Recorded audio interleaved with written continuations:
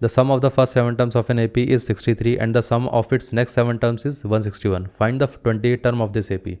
Basically यहाँ पर हमारे पास कहा गया है कि एक अरिथमेटिक प्रोग्रेशन है, उसके अंदर क्या है कि अगर हमारे पास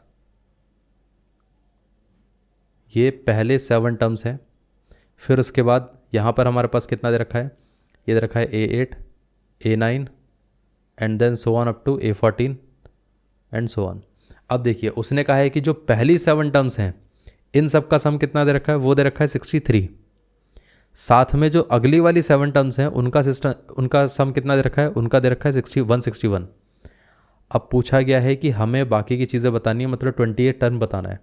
एक चीज़ सोचिए, अगर हम इन सब का सम की बात करें तो हम ऐसा बोल सकते हैं ना कि S7 की वैल्यू कितनी आ गई 63. लेकिन अगर कोई आपसे कहे कि S14 बताइए कितना आएगा, तो S14 तो एक्चुअली में इसका और इसका दोनों का सम मिलाकर है. S14 तो टोटल ही आएगा ना, ये रहेगा S14. इतना क्लियर है. तो हम ऐसा बोलेंगे ना कि S14 एक्चुअली में 63 प्लस 161 होना चाहिए. ये पार्ट क्लियर है. तो यहाँ पर ये कितना आ जाएगा, ये आ जाएगा हमारे पास 3 + 1 4 एंड दिस वन इज़ 22. ये पार्ट क्लियर हो गया. तो ये एक्चुअली में 224 रहेगा. अब देखिए S7 अगर हमारे पास 63 है तो हम ऐसा बोल सकते हैं ना कि ये आ जाएगा हमारे पास यहाँ पर 7/2 into 2 times of A plus 7 - 1 into D is equal to 63. ये पार्ट क्लियर है. इसी तरीके से हमारे पास यहाँ पर S14 इज इक्वल टू कितना दे रखा है, S14 इज इक्वल टू 224. तो ये आ जाएगा 14/2 into 2 times of A plus 14 - 1 into D is equal to 224. ये पार्ट क्लियर है. अब देखिए यहाँ पर ये 7/2, ये आ जाएगा 2A plus 6D is equal to 63. 7 से ये कैंसिल आउट हो जाएगा तो यहाँ पर ये 9 बचेगा.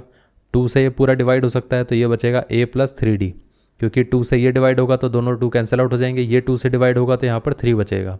इज इक्वल टू कितना आ गया 9. ये हमारी फर्स्ट इक्वेशन है. ये पार्ट क्लियर है.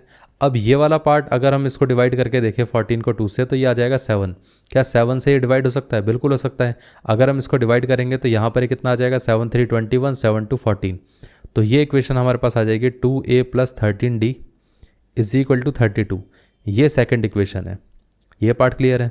अब हम क्या कर सकते हैं कि सेकेंड वाली इक्वेशन में से 2 टाइम्स ऑफ फर्स्ट इक्वेशन को माइनस कर देते हैं. मतलब ये है कि हमारे पास यहाँ पर 2A plus 13D minus of कितना आ जाएगा 2 times of A plus 3D, और ये आ जाएगा हमारे पास 32 माइनस 2 टाइम्स ऑफ 9. इतना क्लियर है. अब हमने ऐसा क्यों किया, क्योंकि जैसे ही हम ट्वाइस करेंगे तो यहाँ पर A की वैल्यू कैंसिल आउट हो जाएगी. तो इधर आ जाएगा हमारे पास 2A plus 13D and this one is 2A minus यहाँ पर ये 6D इज इक्वल टू कितना आ गया हमारे पास 32 माइनस 18. अब ये दोनों तो कैंसिल आउट हो गया. 13D माइनस 6D कितना रहेगा, तो ये आ जाएगा हमारे पास 7 टाइम्स ऑफ D. ये पार्ट क्लियर है. और ये कितना आ जाएगा, अगर हम इसको कैंसिल आउट करेंगे तो यहाँ पर हमारे पास कितना आ जाएगा 14 आ जाएगा. ये पार्ट क्लियर हो गया. 14 को 7 से कैंसिल आउट कर देंगे तो 2 आ जाएगा. तो D की वैल्यू कितनी आ गई, 2 आ गई. इतना क्लियर हो गया. अब D हमारे पास 2 आ गया तो क्या हम A निकाल सकते हैं? बिल्कुल निकाल सकते हैं. D की वैल्यू किसी भी एक इक्वेशन में हमें रखनी है, तो हमने फर्स्ट वाली इक्वेशन में रख के देख लेते हैं. तो ये आ जाएगा A प्लस 3 × 2, क्योंकि D की वैल्यू 2 थी, इज इक्वल टू 9. तो यहाँ पर A इज इक्वल टू कितना रहेगा 9 माइनस 3 × 2 कितना था 6. तो यहाँ पर A इज इक्वल टू कितना आ जाएगा 3. ये पार्ट क्लियर है. तो A हमारे पास 3 आ गया, D हमारे पास 2 आ गया.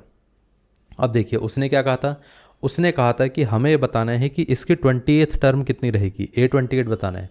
तो वो कितना होना चाहिए, वो आ जाएगा A plus 28 minus 1 into D which is ये आ जाएगा A प्लस 27 इंटू D.